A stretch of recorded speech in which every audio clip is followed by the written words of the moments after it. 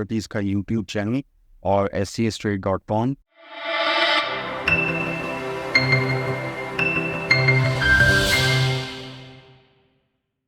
आज जब हम आपसे बात कर रहे हैं तो काफ़ी फोमी हुई है, ब्लैक बास हुआ है हमारी मार्केट में, वो कि ये इतना तवक्कुआत भी नहीं था।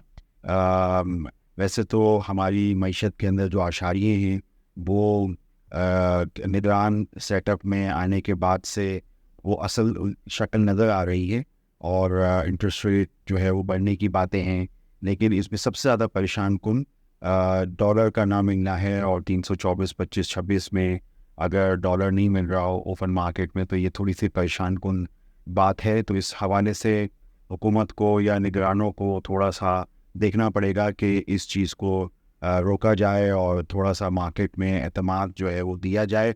मगर हम ये देख रहे हैं कि इस वक्त जो फाइनेंस मिनिस्टर हैं और कुछ उनकी तरफ से मनसूब बयानात हैं वो काफ़ी ढीलमई हैं और उसकी वजह से मार्केट्स को इतना अच्छा एक सिग्नल जो है वो नहीं गया है। अब हम मार्केट पे ज़्यादा बात करेंगे।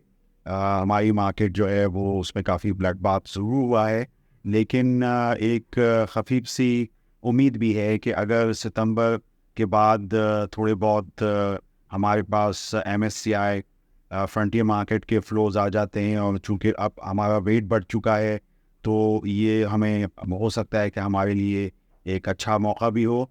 इसके अलावा जो सऊदी फर्मा रवा हैं उसमें जो क्राउन प्रिंस हैं उनकी कोई आमद भी है। अगर ऐसी कोई सूरत हाल होती है और इनकी तरफ से कोई इक़दाम आते हैं पाकिस्तान के हवाले से तो बहुत उम्मीद जो है वो हुकूमती सतह पे इस हवाले से भी हो रही है।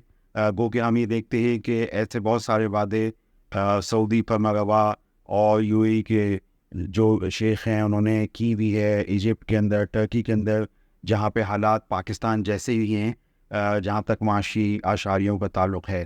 तो पाकिस्तान को इस वक्त इंजेक्शन की ज़रूरत है, यानी फ़ॉरेन इनफ्लो की ज़रूरत है। और माजी में जब ऐसी सूरत हाल होती थी तो फ़ॉरेन पोर्टफोलियो इन्वेस्टमेंट आ जाती थी, लेकिन थोड़ा बहुत डॉलर उस वक्त स्टेबल था। अभी भी अगर डॉलर स्टेबल हो तो पोर्टफोलियो इन्वेस्टमेंट पाकिस्तान में आ सकती है। मैं अब बात करूँगा डिविडेंड स्क्रिप्ट्स पे।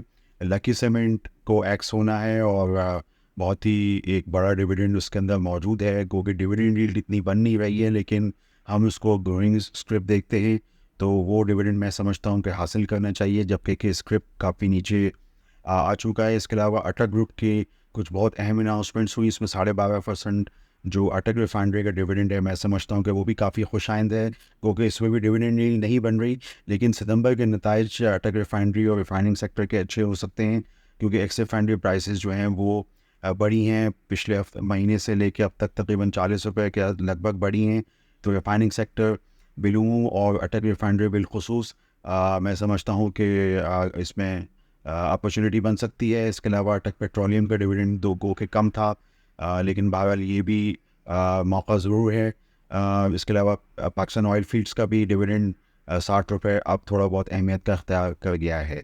आप स्टैंडर्ड कैपिटल सिक्योरिटीज़ का यूट्यूब चैनल को सब्सक्राइब कीजिए और ये जो मज़कूरा स्क्रिप्ट्स हैं इनकी डिविडेंड और डिविडेंड यील्ड और इसकी हिस्ट्री देखते रहिए। SCSTRADE.com से आपका शुक्रिया। For more details, call us today at 111-111-721. Open an account with Standard Capital Securities. Start investing in your financial future. Talk to our experts and get access to exclusive market research and much more.